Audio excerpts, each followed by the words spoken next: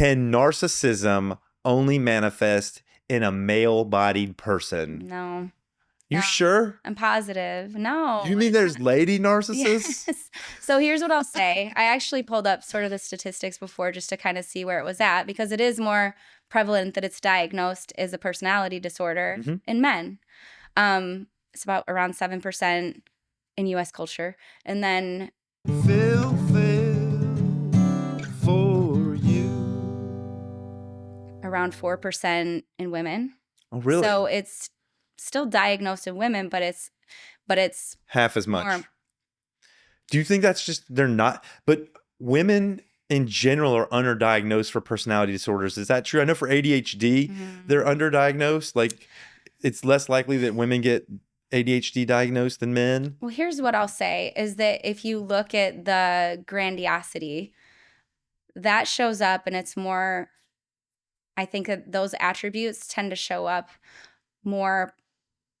It's more prevalent that those characteristics show up within the male population. But the narcissistic vulnerability, The those traits victim part is sort of equally dispersed between genders, men and women. Yeah. And that, but what I would say, and this is maybe more anecdotal, is I think that I'm not sure that people are experiencing, when they hear narcissism, I'm not sure that they're thinking of it in the way of narcissistic vulnerability and this preoccupation with a sense of victimhood or things happening to me, if that makes sense. And I had this conversation with a friend of mine today because he was asking me about my podcast and whatnot. And we were talking about it. And it was evident to me that it's like, okay, when he thinks of narcissism, he thinks of like somebody who's really has this really inflated sense of self. But when I shared with him, like, no, I'm actually going to talk about it being a spectrum and what it looks like on this other end of the spectrum. Yeah. And so to kind of give an example of how that might look from maybe a parenting perspective, maybe we can talk about what that is from maybe an emotionally immature parent who might rely on a child to meet their emotional needs. They go emotionally dump on a child and expect them to hold space for them with their old adult challenges. At a place that's not developmentally appropriate to do so. Right. And not being able to experience, that sense of love, again, kind of being attached to the sense of victimhood. So. Say that second part again. Oh, I mean, that their sense of identity being so wrapped up in this place of victimhood. Yeah, sorry. I see that. I've heard that happen where a parent will go to a kid and share family drama or what emotionally things they're going through, and the kid's like 10 or 12. And it's obvious they probably don't understand. They don't have the emotional maturity to support or hold space for that. But then the person who's doing it is someone they love and want care from. Sure. So they probably just... Yeah, and that can be so... And I think we as parents, it's like we're not going to get everything right all the time, and certainly there's been times where I'm sure I've done that. And it's something that it's been, something I work on in my own therapy of especially if you're working with another parent, clarifying things versus emotionally dumping on them, and what does that look like, and trying to share things in a way that is developmentally appropriate for them to understand, where you're not placing yourself in this place of victimhood, where they're able to understand that there's a difference, I think, between like emotionally dumping and showing up as this is everything is happening to me, and versus like discounting the other parent or consistently blaming without really having the self-reflection to look at their own behavior. And the thing I maybe struggle with could be on the other side of that coin or somewhere in the middle, wanting to share my emotional experience in a healthy way. Like this is what I'm feeling right now. These are the emotions that I'm experiencing right now, so that my kids can get that languaging, so that they can share their own experience, so that they can live that kind of vulnerable, authentic life where they say, I'm feeling sad. Yeah, absolutely. I mean, I got these from nonviolent communication, I keep these all over the house, these feelings and needs cards. This one's got cobwebs on it. I love that. But I think it's important to be able to hone in on my internal landscape Yeah, absolutely. and share it with my daughters. And I wonder, because sometimes they're like, that's not my fault. Like the response I'll get back from them, you know, we said the message received is the message. I worry if the message they're receiving is, I'm feeling this emotion and it's because of you, as opposed to, I'm feeling this emotion. That's just what's here right now. Right. Right. Yeah. No, I think it's super important to be able to sort of teach your kids how to identify what it is that they're feeling. Mm-hmm. And, you know, there's times where I think like mirroring that, like I'm feeling really frustrated or overwhelmed because something happened at work and I'm realizing that I need to take a step back. Yeah. Just go to my room, take some space so that I can be there for you guys. Right. You know, so really being able to kind of identify your own emotions and teaching them to, it's amazing. One of the things that I have in my therapy room at Bloom is the feelings wheel. We have a pillow. My colleague, she's amazing. We've worked together for years, but she brought in the feelings wheel. There's so many times that I'll use that in session because you realize the adults have such a limited vocabulary for the words that they might use to express their emotions. Mm-hmm. Yes. And if we can just develop a broader vocabulary for what it is that we're actually feeling, I mean, it's a completely, I think we tend to maybe, you know, anger. We're angry, we're happy, we're sad. Well, there's in that there's only really 4 emotions. I don't know if this is true or not, but there's that Inside Out movie. Oh, yeah. Yeah. Which I think is a great movie for educating kids on emotions. And what is it? Anger, happiness, sadness, and what was the last one? Goodness. Anger, happy, sad, and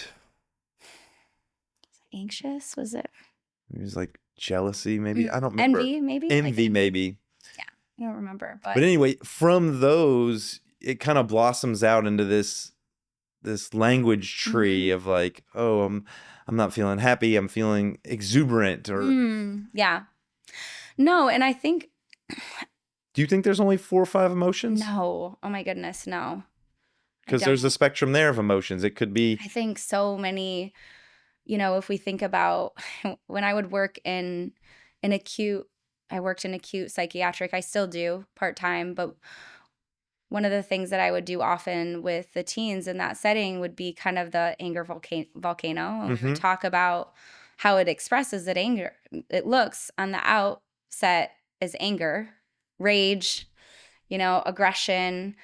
But underneath, what is it that you're experiencing? Fear of abandonment, loss of control. So there's these other things. So it's really helping them. So it's like, okay, it looks like you're angry, but what's really going on? Oh, you feel left because that friend has, you know, like sad, or feeling abandoned because now my best friend has a new best friend. Yeah, you know? So it's sadness. Yeah.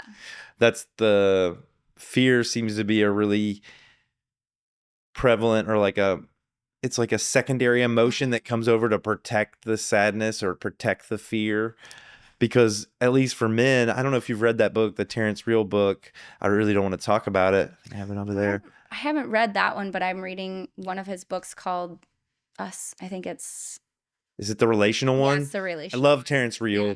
The book is, I don't want to talk about it. If you want to borrow it, you're welcome to. Oh, yeah. But he talks about covert male depression, and its expression is anger. Oftentimes, and right underneath that is sadness, fear, but it comes out as this like arrogance or this like so much. They're sad, so sad, and that's the thing is like going back to narcissism. You know, their sense of self is very fragile, and that's coming from a place of being wounded.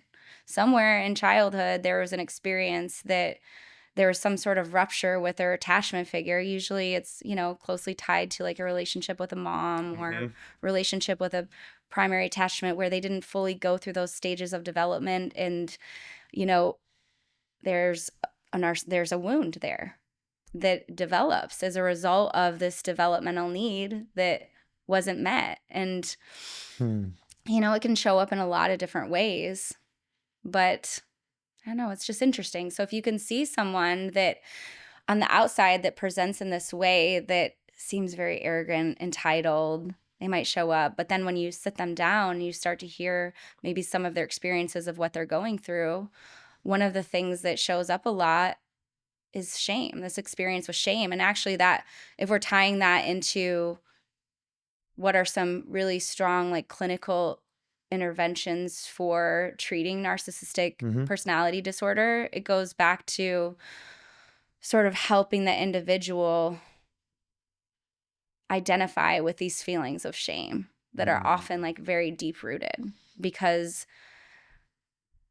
when they're not seeking external validation, or those needs are not being met, or that, relationship breaks down and this person's no longer recognizing them or validating their experience, then they start to question, like, who am I then? If I, outside of this identity that I've cultivated for myself, at the usually at the core, there can be a really strong sense of self-doubt. There can be a lot of self-blame, criticism. Mhm. And so if you can oftentimes I'll go back to sort of what is their experience like in childhood with, a parent, or was there Yeah. a time, oftentimes what you'll find is, like, they might have had a parent that was either overly doting or overly critical, Mm. or both, And and we on different ends of the how spectrum. many people have had that? I mean, I think a lot of that's kind of classic Yeah. parenting. You got the mom who I remember going to my mom and she just want to hug and kiss and all this stuff when you Mhm. first see her, and then it's like a little bit overboard, Yeah. or like well, that's probably not an example. It'd probably be like take whatever thing you did and make it huge Mhm. would get you there, but it has to be extreme and probably frequently to get to this place. Usually it comes from, like, a very wounded place. And so to be able to cultivate empathy and really, like, really kind of experiencing what it's like through the lens of their childhood experience, trying to identify with, okay, what was it like? What was this experience like when your father came down at you, or, you know, you didn't score the point or make the touchdown, and that experience of love was, like, withheld, You didn't or get the you were ice cream. ignored, or you didn't get the ice cream.